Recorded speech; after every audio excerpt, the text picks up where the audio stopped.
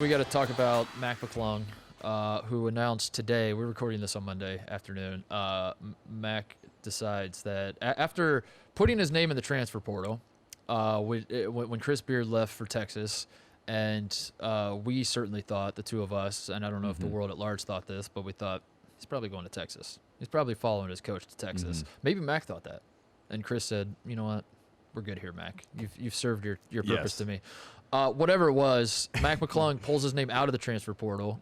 There's celebrations all throughout Lubbock, I assume, that Mac McClung will be back. He will be playing for the Texas Tech Red Raiders. And Mac McClung today said, not so fast. I am officially signing with an agent. I'm officially going to put my name in the NBA draft.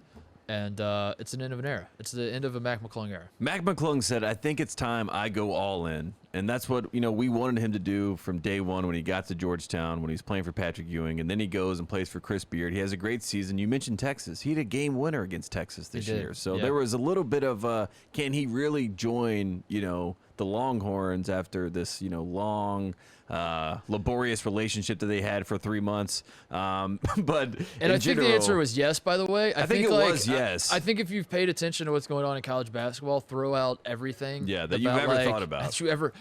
Everything you've known about college basketball, throw it out. Forget it. No. Certainly that part of it, the idea that in-conference transferring. I mean, that's Wheeler committed to Kentucky today too, as well. The leading scorer of Georgia last season, Shavier. How do you say his first name? Shavier. Yeah. Commits to Kentucky from Georgia today. He was their leading scorer last year. Pretty sure he beat Kentucky with Georgia this year. I'd have to fact check that, but and I'm then pretty he commits sure that to Kentucky, and that's not like that part of it. Almost doesn't even register. It does, but it's more of like a trivial thing rather than like a, oh my God, this is insane that he's gonna. How can you cheer? How can you now go from like it's just part of what college basketball. Just to give a Tobacco Road example, Garrison Brooks, the preseason ACC Player of the Year, and NC State's Shaquille Moore, who was the face of their team, they now are teammates at Mississippi State. Yeah, that's where we are. That's where we arrived with this. But Mac McClung going to the I guess like from a standpoint of his draft stock. You might say this is another thing I guess we should say in this world of college basketball we live in. Guys declaring for this is certainly not a new thing this year. This has been going on for like 5 years. But guys declaring when they're not necessarily first rounders, I think the outside world might look at them and say, "This is stupid. Why would you do this?" And this is the modern college basketball situation, which is that a guy like Mac McClung may not be a first rounder, probably won't be a first rounder. If you're basing your decisions to go or not go, you would say you should definitely come back to school and improve your draft stock. But I think it's smart in this sense, Tate, that Mac McClung, I don't think is going to improve. Like he will improve, you know what I mean. But he's not gonna. There's nothing that if you're a pro scout and you've watched Mac McClung to this point, there's nothing he's going to show you next year that he hasn't already shown you, right? Like he's kind of a finished product of what he is, and whether that's good enough to play in the NBA or not, I don't know. Obviously, he's going to get better. Obviously, he shoots threes. He's going to improve his three-point shooting. His playmaking will improve. Like that sort of stuff will improve. But who he is as a player at his core, we know who Mac McClung is. We know who he is. Yeah. That's who he is, and he's nasty, and I love him. He is and not I'm White sad Iverson. And I think that was his introduction to the world. In fact, I think a lot of people think that Post Malone made White Iverson about Mac McClung, a guy who eclipsed AI's scoring record in the state of Virginia, who then goes to Georgetown, who's supposed to be this superstar in the making. Obviously, things change. He transfers. He has a great year at Texas Tech. But I think the good news for Mac McClung is he's not expected to be that transcendent talent, right? That is the relief if you are Mac McClung. And the other relief is you want space. NBA, that's all they talk about is pace and space. So it does feel like a game where it fits him a little bit, and he will have moments. I can see Mac McClung having a highlight where he throws down a windmill and everyone's going crazy. Yeah, down by 23 in Sacramento on the last day. Kyle, what are you doing? Don't let him take your spot. Kyle, listen, when Kyle Guy lost to UMBC, and he wore that, he absorbed it. He spent the whole offseason, and he came back a better player and won a national title. So I assume he's going to take this missed windmill. He was laughing about it. He's going to take it. Halliburton, Kyle's guy, he was collapsing. What if this Mac McClung decision is less about his professional career in the National Basketball Association and he's not doing this because he envisions a world where he's getting minutes for the Memphis Grizzlies. He's getting like 7 minutes a game for the Grizzlies or something. And he's doing this because what he wants more than anything is to be the new Jack Cooley and dominate Summer League. Yes. And he is. That would be a good answer. What if Mac McClung comes out and signs like a 10-year Summer League contract, where it's like I'm committing to the NBA that I will be at Summer League for the next 10 years, and they're going to pay me like I assume the NBA would pay like $40,000 a year. I mean, whoever's advising him did a good job because his quotes are great. He said, "I don't want to test the waters because I want to show that I'm not a 1 foot in, 1 foot out guy." Right. So if you're an NBA team, you read that, you're like, "I love this guy's moxie. I'm cannonballing those waters." I love the grit. And Mac McClung right now, I think in Summer League, he could have moments where you convince yourself this guy could be a star for me. Yeah, I think this is the play, Tate. I think Summer League was made for Mac McClung. I'm excited to. What is Summer League going on this year? By the way, it has not been decided yet. This is the time. I think maybe Mac just decided it for the NBA. I think like we have to bring it back for Mac McClung. I kind of would like the idea of like a late summer, like a kind of Labor Day type Summer League situation where we get like late August, September. You're not competing with the NFL. You're letting that happen, but you also have some cool storylines going over here. You go for your 12-month, out of the year conversation. So I hope that happens. That would be nice. But fingers crossed, not going to wood. As we say goodbye to Mac McClung in college basketball as an amateur, where when you look back on the Mac McClung experience, one of the great all-time mixtapes, one of the great all-time recruitments of the internet, where you're not even really sure if this guy exists as I had no idea how many stars his recruitment was. I just knew that he was like he existed in his own world, if that makes sense. He had hundreds of thousands of Instagram followers. He was like basically Seventh Woods. He was T-Jazz. T-Jazz. Yeah, exactly. Like you don't even know if he's good at basketball or not. You just watch these highlights and you're like, I don't know if this translates or not, but like I'm so locked in on what this guy has going on. Where as you look back on, you mentioned Seventh Woods. He's certainly one of them. And then there were guys who like actually played in the league. Like John Wall had an amazing mixtape. Yeah. I remember him being awesome. Derrick Rose. I mean, there's OJ Mayo was awesome. Yeah. Who's the kid? Who's the little kid? Akil Carr, was that his name? Yeah, do you remember him? Yeah, Akil Carr is the one. Yeah, that everyone loved. Yeah. I remember that. I remember watching his, and I was like, this. That was kind of like the end of my mixtape era, where I would be false fronted because Seventh Woods. I remember watching that. And then I went and saw him play at CP3's camp, and it was him, Junior Smith. They were like dunking on each other back and forth, and I'm thinking to myself, "Oh my God, this is the next Derrick Rose." Yeah. And then Seventh Woods was just the fully formalized version. Sometimes you hit your peaks at different points in your life, and I think Seventh is still a great guard, but we expect him to be Derrick Rose. Is Seventh still the mixtape god?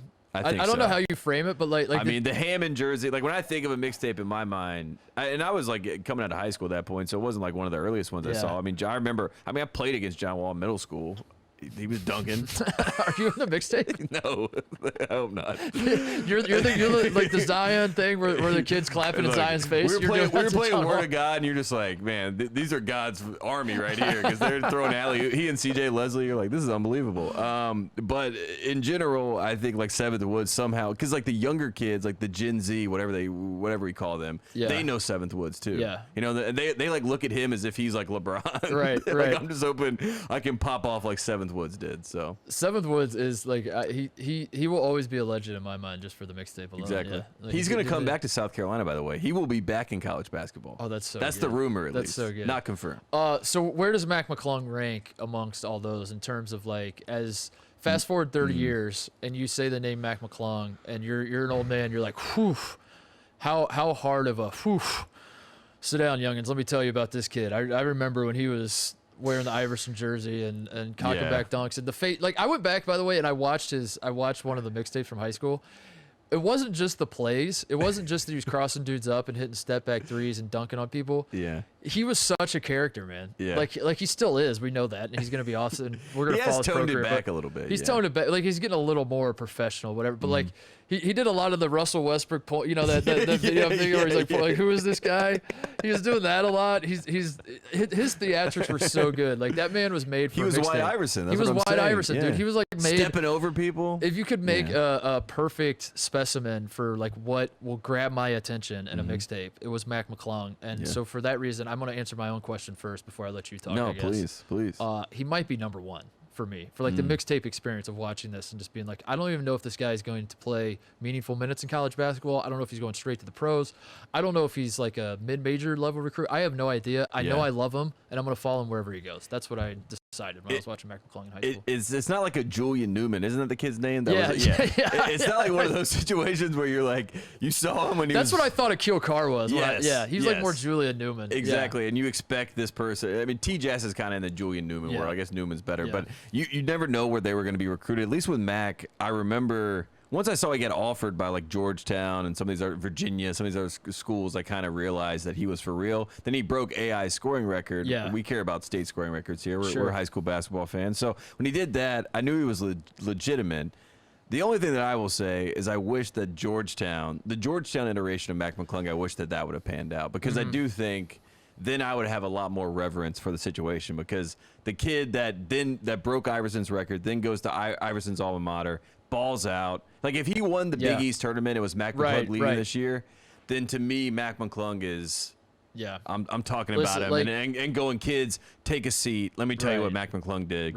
I'm not sure I'm going to remember the Texas game as I talk about his career. So well, I think it worked out for him. He was the best newcomer in the Big 12. He certainly had great moments. Texas Tech had a fine season, and compared to what you expect, I mean, Seventh Woods, the game that I talk about, was 16 points against Gonzaga. Yeah, you know what I mean? Like, it's not one of those situations. You know, like, so I think Mac McClung transferring, I think you look back on it and say, yeah, I got what I needed out of that. But us as fans, us as people that just want, we want every decision that all of these players make. That's what college basketball, that's how it works in college basketball media. You don't want the players to make decisions for themselves. You want them to make them for us. That's how the fans work. That's how we work. Yeah. And the decision for us would have been Mac stays. You suck it up. I don't care how miserable you are at Georgetown. Go back for the memes, for the stories, for the storylines. Win the Big East tournament. Yeah. But it worked out for both parties. It worked out for everybody. Everyone's happy at the end. I'm just saying. I know. In my made-up world, I would have loved to see that. Yeah, it's a what if. Yeah, it's a fun what if. And it's a very nostalgic take on it. I just wanted him to be at Georgetown. So hopefully we get at least one summer league experience. I have to believe we're gonna get more than one. We're getting one. I have a feeling Mac McClung is going to summer be back. League. That's what I'm saying. Yes. He's going to summer league like 4 years. If I am Mac McClung's advisor, I'm saying we're gonna go hire Drew Hansen. And we're gonna get in these skills. Drew Hansen. What's his name? Drew Hanlon. Drew Hanlon. Chris Hansen. Here comes Chris Hansen. We're gonna take a seat right over there. We're gonna get Drew Hanlon, and we're gonna work on just individual skills. We're gonna build up that left hand all day, and then we're gonna go over to China, and we're gonna watch Jimmer, and we're gonna say, Mac McClung, this is what you do. You come in, you watch Stephon Marbury tapes, and you watch Jimmer tapes over in China, and you go to the Beijing Ducks, and you try to be a superstar. That is my pitch to Mac McClung. You want to talk about your Coachella jersey? One of my favorite things you've said is Johnny Juzang. Oh, the Coachella jersey. Yeah. Well, that's one of the funniest things you've said on the show. Let's go to Coachella. You're wearing the Johnny Juzang UCLA. I'm wearing the Beijing Ducks Mac McClung. I'm telling you, the Ducks thing will be a hit. We're letting it rip, dude. I mean, the Beijing Ducks is, probably valued over some NBA franchises. I mean, I'm buying that jersey. I am buying that jersey. So, oh man, we wish you luck, Mac. You're always welcome on this program if you're listening. If anyone he's come on the show twice. He's come on the show twice. We want to get him on again at some point. Maybe if Summer League happens, we'll show up at Summer League and you can be our new Duncan, dude. Because like Duncan's not going to Summer League anymore. Dude, can I just quickly say I saw the list of the least amount of offensive rebounds in a season, and of the top 5, it was Duncan was on there twice, JJ Redick's on there twice, and Tony Snell's in the middle. Those are the top 5, and I was dying laughing. Duncan, get a rebound. I want to go. I call it offensive rebounding. That's who he and JJ are. They are offensive rebounders. They don't even try to rebound. They are offending me by the way that they don't attack the glass and follow their shot. You're offending me. Go get a rebound. All I hear is Tommy Alter's wheels turning, trying to figure out how to do a how to make a segment with Tony Snell. He's like, we just got to get Tony Snell into the fold, and yes, we'll have the entire empire. Yes. Oh, Matt, come back on the show. You'll always be welcome. We love you.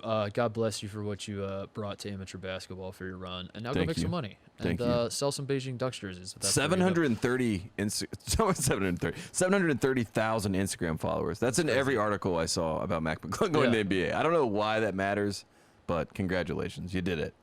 Hey there, thanks for watching Titus and Tate. For the full friend of the program experience, subscribe right below and come join us for all things college basketball. The action is heating up. Come join Titus and Tate.